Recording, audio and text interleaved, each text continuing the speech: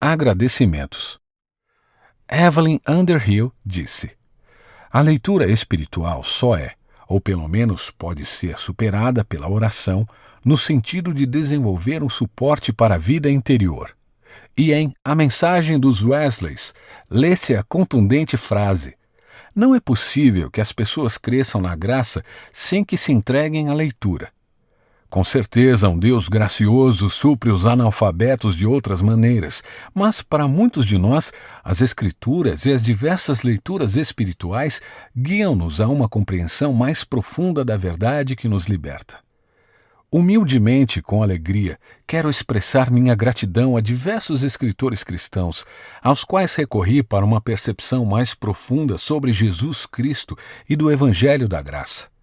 Edward Schillebeeckx, Walter Burghardt, Hans Kung, Donald McLough, Leonard Foley, Eugene Kennedy, Albert Nolan, Yaroslav Pelikan, Sean Caulfield, Anthony de Mello, Lloyd Ogilvie e outros citados nestas páginas.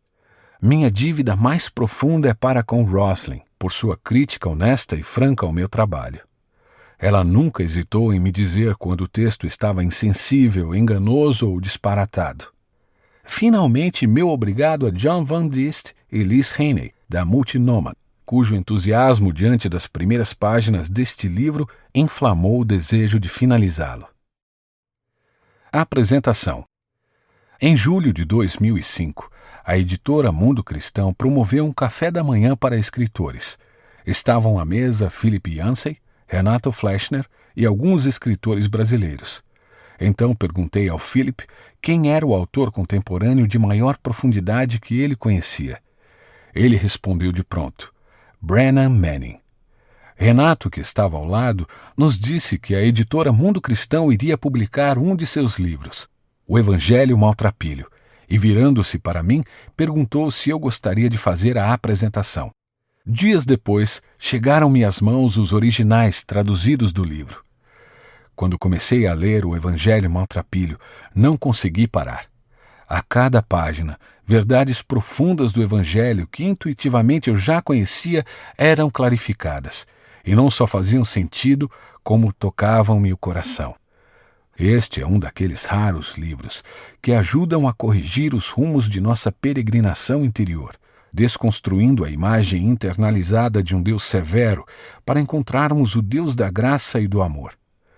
Face ao amor incondicional de Deus, podemos também desconstruir a imagem enganosa que temos de nós mesmos, baseada na justiça própria, para encontrar nosso verdadeiro eu, pecador, fraco, carente. Amparados nesta verdade, somos encorajados a viver e aprofundar cada vez mais a realidade última que nos revelam as Escrituras. Somos pecadores amados por Deus, que nos fez seus filhos. Brennan nos ajuda a penetrar no mistério do amor de Deus, incondicional, irretribuível e merecido. Assim somos levados a experimentar e desfrutar do terno, doce e bendito acolhimento do amante. Num momento em que se enfatiza uma conversão posicional, superficial e utilitária, o Evangelho Maltrapilho nos ajuda a fazer uma entrega a Deus sem condições, para sermos tomados pelo poder de sua eterna afeição. Li este livro saboreando suas palavras. Parei em alguns parágrafos que ficaram sublinhados no texto. Parei porque alguns deles visitaram e fortaleceram meu coração. Quando isto aconteceu, meu movimento natural foi o de ir às Sagradas Escrituras e ler com calma os textos mencionados, para então reencontrar esta palavra viva que se move em nós, opera em nós, realiza em nós e gera em nós. Opera o quê? Realiza o quê? Gera o quê? Sim, uma indizível alegria de viver e desfrutar a maravilhosa segurança da presença de Deus, experimentando no fundo da alma sua salvação e seu amor incondicional, e o desejo de compartilhar este amor com o próximo. É isto. O Evangelho é o anúncio de uma grande, absoluta e eterna afeição. O anúncio de que o Deus Altíssimo, Criador dos céus e da terra, ama apaixonadamente a humanidade perdida e confusa. É para ler com o coração e os afetos. Boa leitura. Osmar Ludovico da Silva.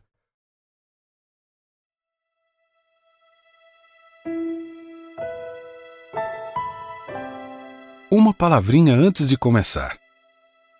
O Evangelho Maltrapilho foi escrito com um público leitor específico em mente. Este livro não é para os super espirituais. Não é para os cristãos musculosos que têm John Wayne como herói e não a Jesus. Não é para os acadêmicos que aprisionam Jesus na torre de marfim da exegese. Não é para a gente barulhenta e bonachona que manipula o cristianismo a ponto de torná-lo um simples apelo ao emocionalismo. Não é para os místicos de capuz que querem mágica na sua religião. Não é para os cristãos aleluia que vivem apenas no alto da montanha e nunca visitaram o Vale da Desolação. Não é para os destemidos que nunca derramaram lágrimas. Não é para os zelotes ardentes que se gabam com o jovem rico dos evangelhos. Guardo todos esses mandamentos desde a minha juventude.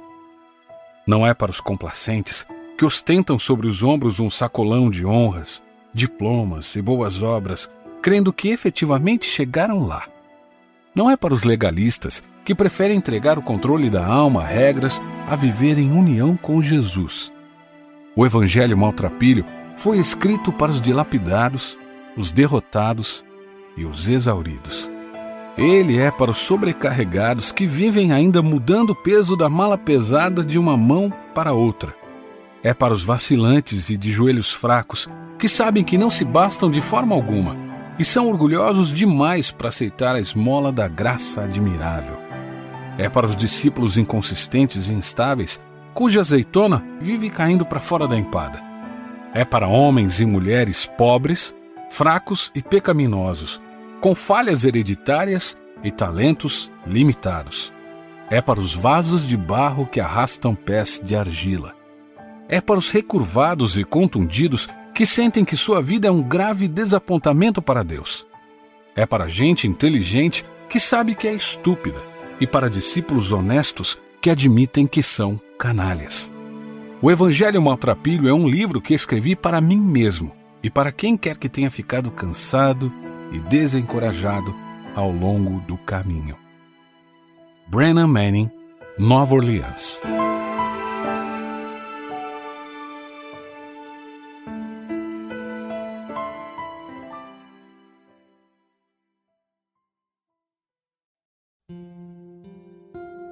A editora Mundo Cristão apresenta O Evangelho Maltrapilho. Autor Brennan Manning. Narrador Eduardo Costa Mendonça. DB Studios, São Paulo.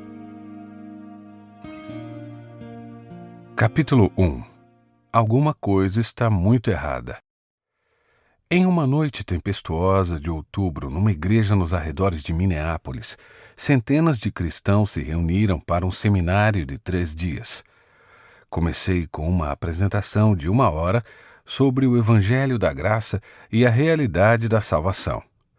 Usando a Escritura, histórias, simbolismo e experiência pessoal, enfoquei a completa suficiência da obra redentora de Jesus Cristo no Calvário. O culto terminou com um cântico e uma oração. Deixando a igreja por uma porta lateral, o pastor e seu auxiliar espumavam de raiva. Aquele cabeça oca não disse nada sobre o que temos de fazer para ganhar a salvação, disse o pastor. Alguma coisa está muito errada, disse o auxiliar em tom de concordância. Dobrando-se aos poderes deste mundo, a mente deformou o Evangelho da Graça em cativeiro religioso e distorceu a imagem de Deus à forma de um guarda-livros eterno e cabeça dura. A comunidade cristã lembra uma bolsa de obras de Wall Street, na qual a elite é honrada e os comuns ignorados. O amor é reprimido, a liberdade acorrentada e o cinto de segurança da justiça própria devidamente apertado. A igreja institucional tornou-se alguém que inflige feridas nos que curam, em vez de ser alguém que cura os feridos. Dito sem rodeios, a igreja evangélica dos nossos dias aceita a graça na teoria, mas nega-a na prática. Dizemos acreditar que a estrutura mais fundamental da realidade é a graça, não as obras, mas nossa vida refuta a nossa fé. De modo geral, o Evangelho... Esperamos que você tenha gostado desta prévia. Para continuar ouvindo este audiolivro no Google Play Livros, use o link na descrição do vídeo.